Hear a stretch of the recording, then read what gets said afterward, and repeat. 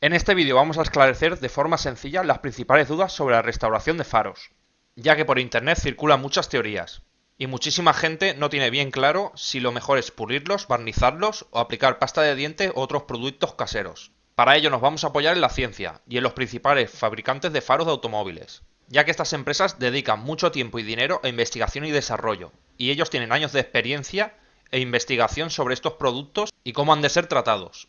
Este vídeo no es un tutorial de cómo reparar faros, sino una guía técnica para saber cómo hacerlo de forma profesional.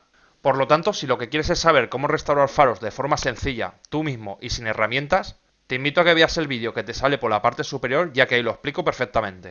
Si te fijas en la fecha de publicación, verás que el vídeo es del 11 de enero de 2023. Han pasado 5 meses y como puedes ver, los faros siguen perfectos. De esta forma te aseguro que si sigues los pasos del vídeo, el resultado te puede durar varios años, ya que es un tratamiento muy parecido al que ya llevan los faros de origen. Como dije anteriormente, sigo defendiendo que los faros están barnizados de origen. Digo barnizados, pero podemos llamar a esta capa protectora de la forma que queráis, polímero líquido o protección ultravioleta. La cuestión es que generalmente la óptica, que es la parte transparente del faro que deja salir la luz de la bombilla, se fabrica con policarbonato. En la descripción os voy a dejar varios vídeos donde explican cómo le dan la capa protectora. Además, os voy a dejar varios enlaces sobre artículos de restauración de faros donde hablan de estos temas. También os animo a que si os quedan dudas podéis hacer vosotros mismos vuestra investigación. Por ejemplo, si buscáis policarbonato en Wikipedia, podéis ver que hay mucha información sobre este material. Por ejemplo, que se raya fácilmente y que tiene muy poca resistencia a los rayos ultravioleta, que son los rayos que emite el sol. La conclusión de todo esto es que las ópticas de los faros deben ir protegidas. Si los fabricantes no aplicasen algún tipo de protector sobre el policarbonato, nos compraríamos coches nuevos y en cuestión de pocos meses tendríamos los faros para cambiar. Imagínate comprarte un Ferrari de 200.000 euros y que tengas que buscar un vídeo en YouTube para restaurar los faros después de 4 meses de uso. Por esto yo digo que todos los faros de origen vienen barnizados, aunque el nombre técnico no sea barniz, sino protector ultravioleta.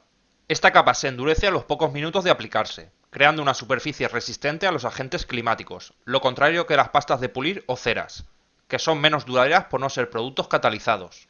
No quiero decir que puliendo un faro no consigas un buen acabado, sino que la capa protectora que vas a dejar con la pasta de pulir o cera va a ser mucho menos resistente y te va a durar mucho menos tiempo. Aunque la capa original que se aplica en la fábrica de faros es la de mayor calidad, no dura toda la vida, con el paso de los años se va desgastando, y va creando ese aspecto feo y envejecido en los faros. Es aquí cuando tenemos dos opciones, cambiar el faro, que dependiendo del vehículo podemos hablar de entre 200 a 1000 euros, o realizar el proceso de restauración. Un punto importante en el proceso de restauración es el tema del adherente antes de aplicar el barniz. Durante muchos años la experiencia me ha enseñado a que cuando aplicamos barniz a pistola, sí que es apropiado aplicar primero un adherente, pero en el caso de aplicar el barniz mediante spray no lo veo necesario, ya que el adherente para plásticos básicamente es disolvente, que reblandece un poco la superficie para que el barniz agarre mejor. Por temas de composición, los barnices a spray generalmente llevan bastante más disolvente que los que se aplican a pistola. Por lo tanto, este aumento de disolvente en el barniz hace que la adherencia a spray sea mucho mejor que la de pistola. Otro tema importante es el proceso de lijado. En este proceso debemos asegurarnos de eliminar totalmente la capa antigua, ya que si no, esto perjudicaría el acabado final. Para ello utilizamos lijas de diferentes granos. Utilizamos un grano más grueso para eliminar la capa antigua, y luego utilizamos unos granos más finos para eliminar estas rayas más gruesas, dejando un acabado fino que con la aplicación del barniz queda totalmente translúcido. Cuando acabamos el proceso de lijado, las rayas que dejamos sobre la óptica son tan finas que la capa de barniz se encarga de taparlas y cubrirlas, dejando un aspecto totalmente translúcido.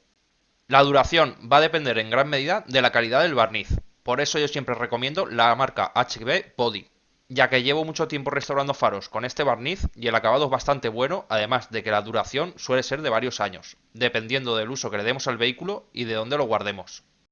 Esta marca es bastante conocida en Europa y tiene un fácil acceso mediante internet. Por el contrario, hay gente que me ha hablado de la Latinoamérica y me han dicho que es muy difícil encontrar este barniz.